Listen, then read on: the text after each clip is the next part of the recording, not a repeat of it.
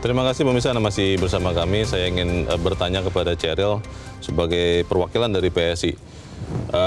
Apakah benar semua yang terjadi sekarang, maksudnya ada penambahan suara di suara PSI saat ini terjadi, itu memang hasil dari operasi senyap atau apapun lah namanya dari seorang Joko Widodo?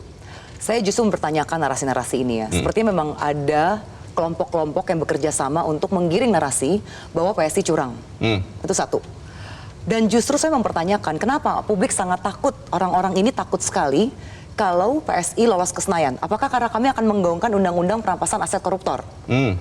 Itu, jadi dugaan-dugaan boleh saja, misalnya tadi dari Setara ya, Mas yang tadi itu. Dugaan boleh, silahkan. Itu adalah kebebasan berekspresi.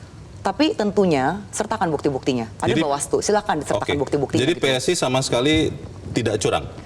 Menurut saya tidak curang, karena gini, kalau kita curang ya Bang Leo ya, saya hari ini udah nggak usah pusing tiap hari melototin itu Sirekap dan C1. Pasti langsung lolos. Gini loh, sekelas orang DPP kita masih turun ke kecamatan-kecamatan.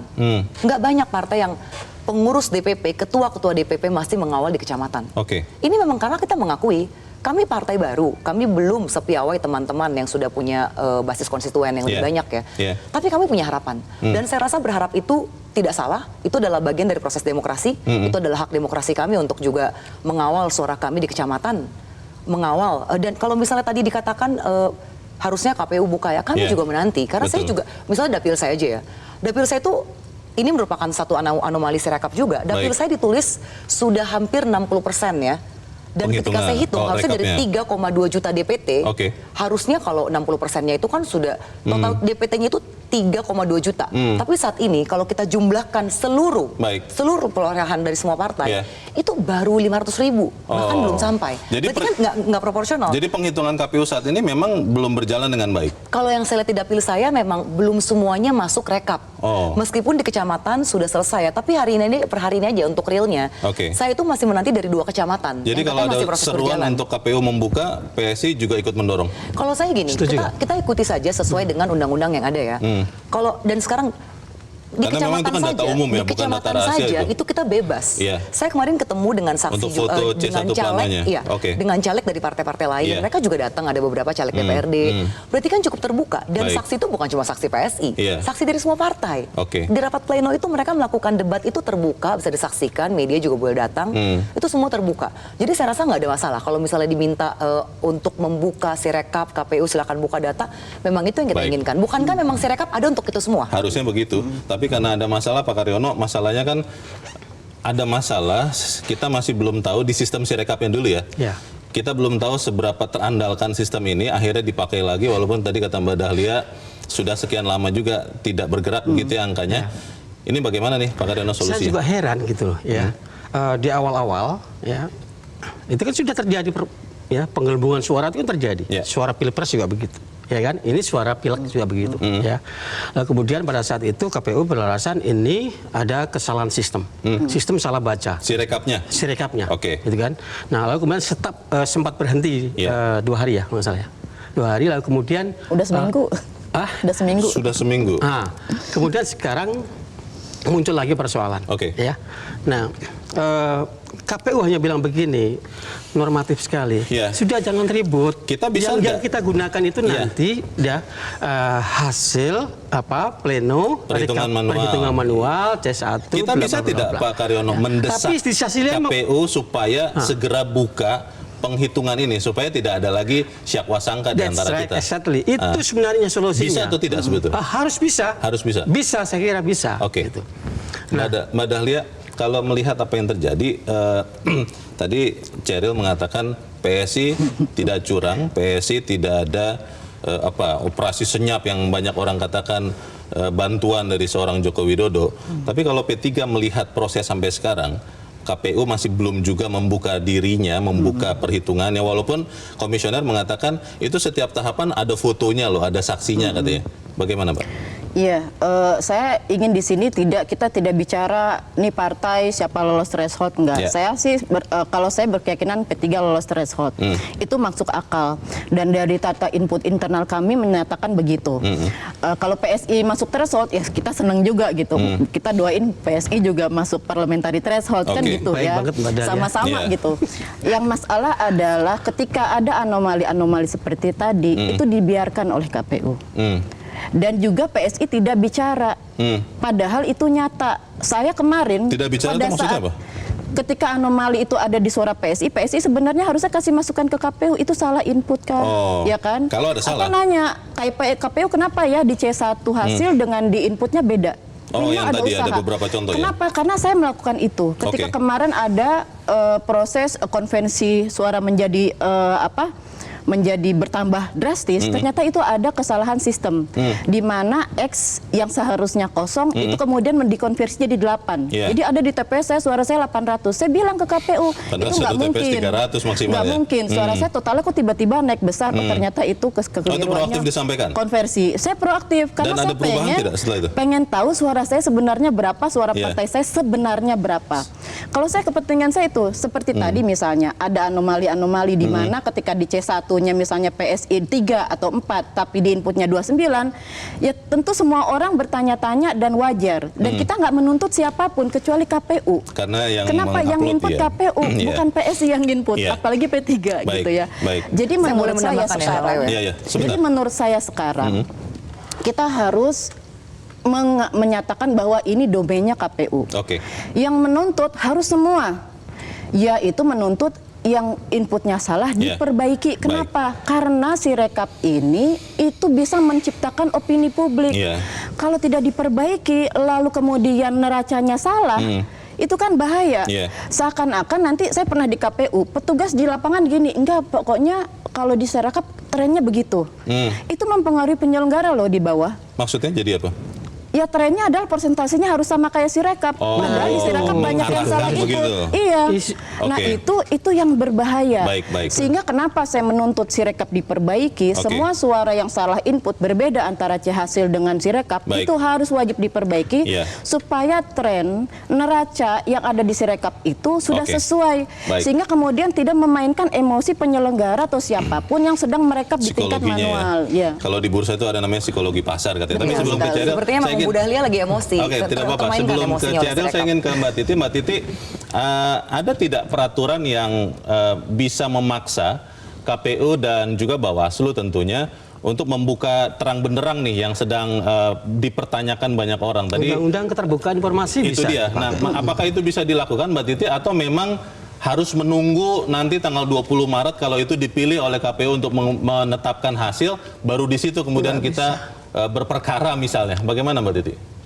Iya, ini ironis sekali ya. Kalau sampai meminta hak publik saja itu harus sampai dipaksa oleh undang-undang. Jadi memang undang-undang keterbukaan informasi publik bisa kita otomatis. manfaatkan. Tetapi sikap KPU yang tidak merespon atau kemudian tidak meningkatkan performa Sirekap itu justru akan memicu kecurigaan yang lebih besar. Legalitas mungkin bisa didapat pada tanggal 20 Maret, tapi legitimasi selalu menjadi persoalan.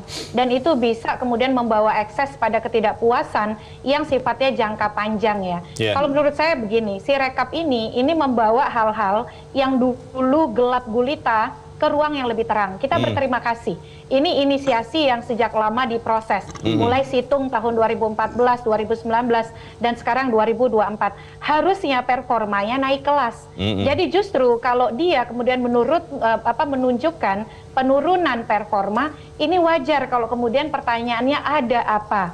Karena Sirekap ini bukan hanya sarana publikasi penghitungan rekapitulasi suara. Di peraturan KPU tentang rekapitulasi, sumber data yang ditampilkan saat rekapitulasi di kecamatan itu berasal dari Sirekap. Yeah. Kalau saksi-saksi tidak teliti, tidak cermat, maka data anomali dia akan bergulir terus. Dan kita tidak menginginkan itu. Justru keberadaan Sirekap ini akan membantu penerimaan publik terhadap hasil pemilu dan proses pemilu tentu saja. Yeah. Dan kita akan lebih mudah mendapatkan legitimasi hasil. Jadi bagi saya sih pertaruhan ini cukup besar ya. Dan jangan kemudian KPU menganggap ini sekedar keributan biasa yang akan tenggelam begitu saja. Ini pasti akan berlanjut terus nih, dan mestinya tidak jadi pertaruhan karena yang dipertaruhkan soal legitimasi pemilu. Begitu. Tapi masalahnya Mbak Titi kan sampai saat ini ya, tadi kita juga mendengar kutipan pernyataan dari Komisioner KPU Idam Holik mengatakan bahwa saat ini KPU tidak berkomentar, kita menunggu penghitungan suara. Itu bagaimana itu Mbak? Ya, dalam situasi hari ini mau tidak mau akhirnya yang bisa diandalkan adalah partai politik peserta pemilu dan Panwaslu. Karena kenapa? Partai politik kan punya salinan C hasil. Jadi jangan hanya memikirkan dirinya saja, tapi juga pastikan hasil pemilu itu otentik, memang mencerminkan suara rakyat di TPS. Kalau partai lain ada suaranya yang digelembungkan, ya partainya juga harus bersuara begitu, jangan mendiamkan. Tapi yang lebih penting, Bang Leo ini seharusnya hadirkan juga pengawas pemilu ya, jajaran Bawaslu. Bawaslu bagaimana merespon situasi ini? Karena Bawaslu itu punya salinan C hasil, baik di TPS ataupun salinan rekap di kecamatan, itu mereka semua punya.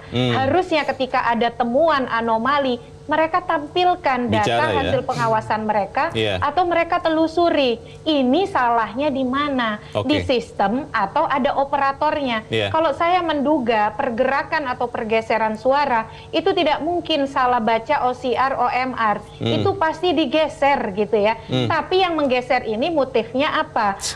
Ataukah motifnya untuk mendiskreditkan satu pihak tertentu, untuk membuat kacau, membuat spekulasi, atau seperti apa, supaya kita pemilunya ini lebih baik gitu. Karena evaluasi dan perbaikan itu keniscayaan, kalau enggak ya pertaruhannya lagi-lagi saya kira kepercayaan publik dan legitimasi terhadap pemilu kita. Kalau sampai 20 Maret Mbak Titi, Bawaslu-nya tidak berkomentar terkait dugaan anomali ini, lalu KPU-nya tetap pada prinsip menunggu penghitungan, apa yang terjadi ini Mbak Titi?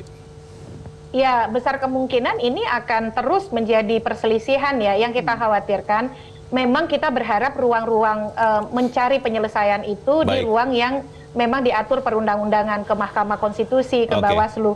Tapi kalau ini menstimulus ketidakpuasan dan berujung konflik, kita lihat ya di beberapa rekap itu sudah mulai ada yang lempar kursi, ada yang mulai melakukan tindak kekerasan. Semoga jangan tidak sampai itu menjadi penyaluran dari ketidakpuasan atau ketidakpercayaan. Kita semua berharap ya ikuti prosesnya dengan betul-betul benar, begitu si rekap bermanfaat. Justru manfaat itu harus dipenuhi dengan 100% mengunggah C hasil dan juga mengunggah dokumen di hasil kecamatan. Terima kasih Mbak Titi. Ya, saya ada waktu untuk bicara tidak? Saya diundang untuk singkat bicara saja, nggak nih? saya mau bertanya, ini pertanyaan terakhir tentunya.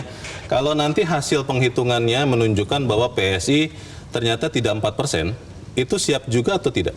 Tentunya harus siap, tapi saat ini kami masih berusaha untuk menghitung dan mengumpulkan kesalahan-kesalahan dari C1 yang merugikan untuk PSI.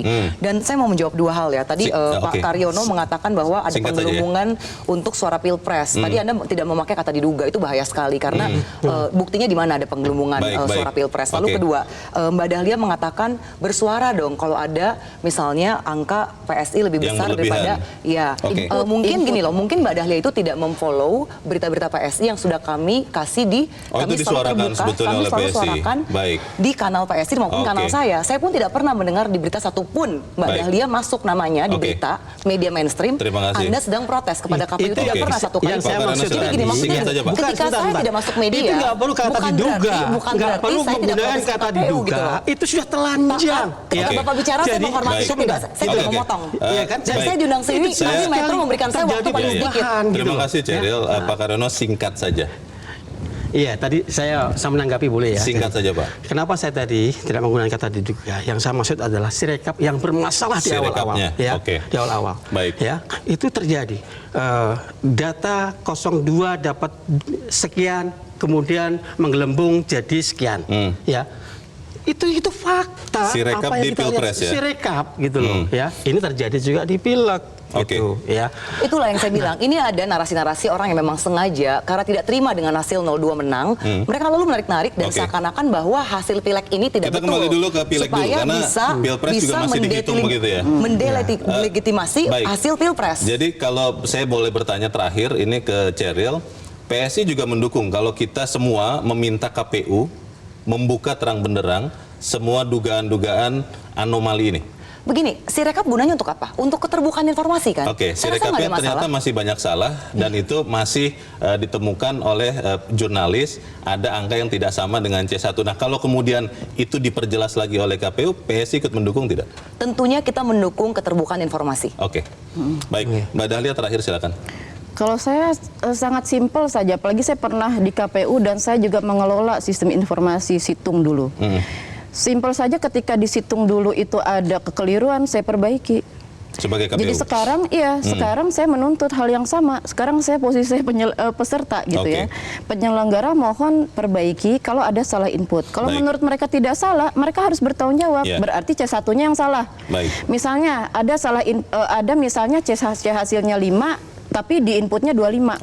Kalau mereka, saya tanya, yang benar yang mana? Oh, yang benar 25, cari C1-nya yang menyatakan itu 25. Biar terkonfirmasi. Jadi harus sama, itu aja. Saya nggak menuntut hal lain, tidak akan ngomong ini yang salah siapa, tidak enggak. penting hasil, tidak yang penting prosesnya. Yang penting adalah semua yang berbeda, selisihnya, dikonfirmasi. itu dikonfirmasi, mana yang benar.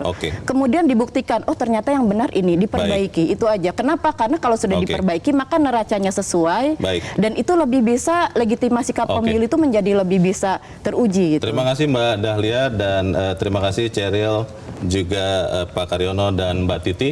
Jelajahi cara baru mendapatkan informasi. Download Metro TV Extend sekarang.